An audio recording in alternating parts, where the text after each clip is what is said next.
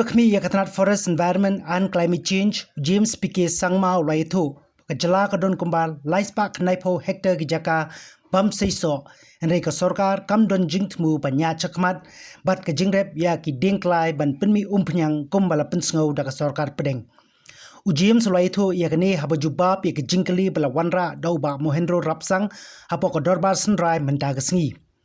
Umentri ulaong baka Jylla kampat yakren AA baka Sorkar Pedeng Halor ni kakam Henry kadang ap yakarai jong ka Sorkar Pedeng bat ka Sorkar Jylla kan numchim yaki rai ki bakta yakamariang bat yaki klau ki betap jong ka Jylla.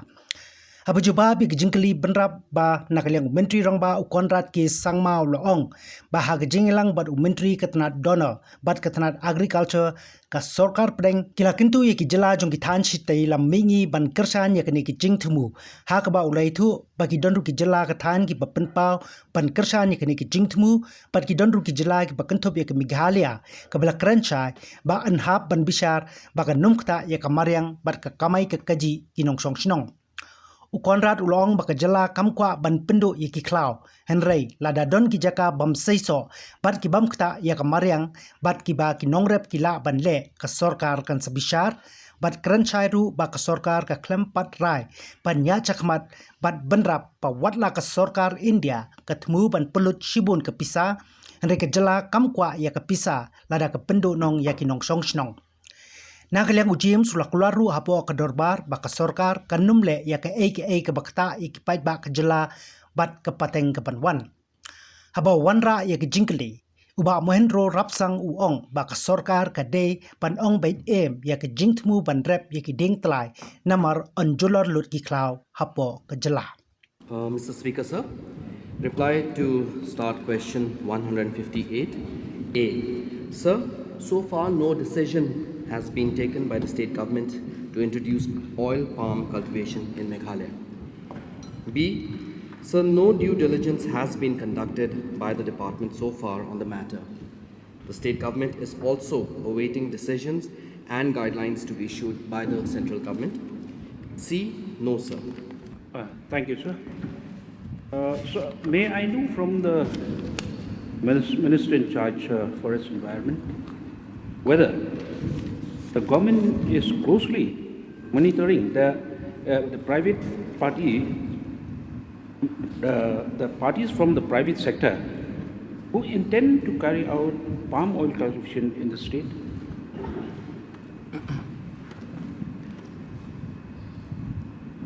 Shall I, sir? Yeah. Mr. Speaker, sir.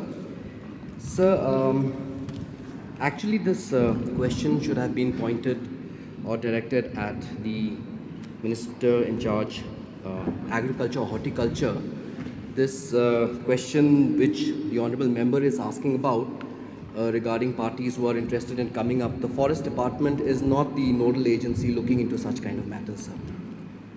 So, my question is, sir, because if we go for this type of plantation, lot of forest areas is required, because this is not a matter of say one acre of land to be cultivated into a palm oil production. This required hundreds of hectares of areas. So from where these areas will come until and unless we utilize the forest land of our state?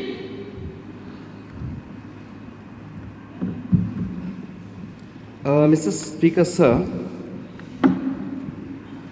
the Forest Conservation Act is very clear, sir, that any kind of diversion of forest land for non-forest purposes, for that clearance has to be sought from the Ministry of Environment and Forest and Climate Change, sir. Therefore, sir, if there is a need, then there will be necessary permission that will be sought, sir. So, I just want to get a clear answer. Suppose a party A comes from outside the state and wants to invest in palm oil cultivation. The requirement for this investment requires a huge space. Meghalaya has got no small space in cultivation of this type of projects. So what they require is a big space, and the only space available is the forest forest place.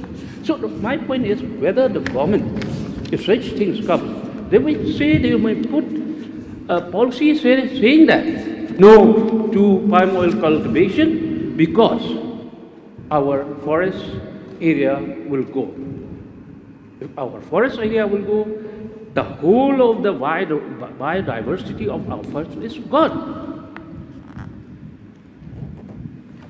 Sir, I share the concerns of the honourable member in terms of protection of our biodiversity, sir. But I would just like to inform the honourable member, sir, that there is culturable wasteland available in Meghalaya to the tune of 390,000 hectares. So it's not necessary as and when if the government does decide, which I'm saying here, that it has not yet as of now. But if it were to, sir, there is culturable wasteland that is still available. So, as per the answer of the Honourable Minister, stating that there are barren lands. So, these barren lands are required for our further use, right? For food production, for supplement to our necessity for feeds.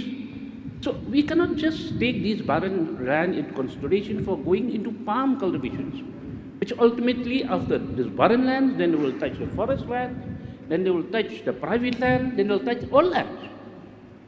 See the impact of this palm oil cultivations. I know the government has done a study or not on this, the impact of palm oil cultivation in any state or particularly in our state in Meghalaya. Sir, as I have already mentioned in my reply, sir, that as of now, sir, we have not had any kind of intimation from the union government regarding the introduction of oil palm cultivation in Meghalaya. Therefore, sir, we are waiting for decisions or any guidelines to be issued by the central government. Only after that will we carry out due diligence, sir. But let me state this, sir, for the benefit of the honourable members, sir, that we are very, very concerned about our biodiversity and our ecology, which is very fragile, sir, we all know. And we will not take any action which will harm the ecology or the delicate biodiversity of our state, sir. Sir, Last question. sir, it is not for the benefit, for my personal benefit, sir. Please, Minister in charge forest should correct that. It's not, I stand here, it's not for my benefit. I stand here to speak on behalf of the people of the state, on behalf of the people of Meghalaya. Kindly, sir. Minister, please. I mean, is there a question, sir? I'm sorry, I didn't get the question, sir. I know you consider it as a question or not a question. If you want, I can did ask. not get the question, sir. Can Okay, you repeat, can you sir? repeat the question, please? Sir, I stand here to speak, not for my personal benefit or personal interest. I stand here for the people of the state, for the people of Meghalaya. So, the minister in charge forest should not pinpoint particularly for the benefit of the member, sir. I do not understand why he has taken offense in my use of the word benefit, sir. This is a very general word that is used everywhere, sir. I did not mean it in any pecuniary terms or anything like that, sir. It's just a general phrase which everyone uses, sir. Sir, it's not that he should tell for the benefit of the state, not for the benefit of a particular You member. put a question then. The question is, please don't mention the benefit for a particular member, but for the interest of the state as a whole, please. Sir, okay, sir. Fine, sir. I will not use the word benefit. Okay. Fine. But there was no disrespect meant, sir. Mr. Speaker, sir, the answer number A, government have not taken any decision. Even the number 2, the guidance is still waiting. It seemed that this project, as of now, we have not been cleared. Even the state also have not been cleared. It's under the constitution, or the government have not been taking a call. So may I know from Honourable Minister, the effect of oil palm plantation if the state of Meghalaya will accept this proposal, sir? Sir, as I had mentioned earlier, so the government will carry out due diligence to ascertain whether the introduction of oil palm cultivation in Meghalaya will be detrimental to the environment, to our biodiversity, what it will entail, whether we will have to go for cultivating these in wastelands, or whether we'll have to move to the government of India for permission for diversion of forest land. But those are, sir, in the realm of speculation right now, sir. But as I had mentioned earlier, sir, that we as a government are very, very aware of any kind of actions that we take should not have any kind of negative impact on our ecology and our environment and the biodiversity, sir. Therefore, sir, if there is a move by the union government and they reach out to us, sir, due diligence will be carried out. Yeah, Himachal, please. Mr. Speaker, sir, we are all aware that the central government is pushing it very hard on all the northeastern region states to implement the plantation of the oil palm project, and it has also earmarked a huge amount of money to be invested for the oil palm cultivation in the northeast. So on the 31st of August, the Union Minister of Donor had a virtual meeting with all the chief ministers of the northeast in this regard. And I think there was a detailed discussion relating to taking up the oil palm cultivation in Meghalaya as well. So as we all know, that the gestation period of this is about 9 to 12 years. There is already an experimental basis conducted by the Mizoram government, sir, where the Mizoram government has already uprooted all the palm cultivation, sir, and now they have gone back to the cash crops. So, seeing these living examples from Mizoram, what is the mind of our government? And may we know from the Honorable Chief Minister what transpired in that virtual meeting between him and the Union Minister, sir? As I had mentioned earlier, sir, again, I'll repeat myself, sir. This is a matter, sir, pertaining to the agriculture or the horticulture department, sir. So I'm presuming, sir, that that meeting took place either with the Honorable Chief Minister or with the Honorable Agriculture or Horticulture Minister, sir. So I'm not privy to that information as to what transpired in that meeting, sir. Secondly, sir, what the Honorable Member had mentioned about Mizoram as a state, they have uprooted whatever oil palm cultivation they had and are reverting back to other cash crops. Sir, we don't really know what the reason for that was, sir. So I cannot make any comments based on lack of information, based on lack of information. So, sir, my question was, in fact, directed towards the Honorable Chief Minister, because I wanted to know what actually transpired out of the virtual meeting between the Chief Ministers of the Northeast and the Union Minister Donor, sir. Mr. Speaker, sir, the facts that were mentioned by the Honorable Forest and Environment Minister, number one is obviously the stand of the government, and he has spoken on behalf of the government from the environmental perspective. Regarding the meeting that took place with the donor minister, and the agriculture minister also was present, that is Government of India, and all the chief ministers were present.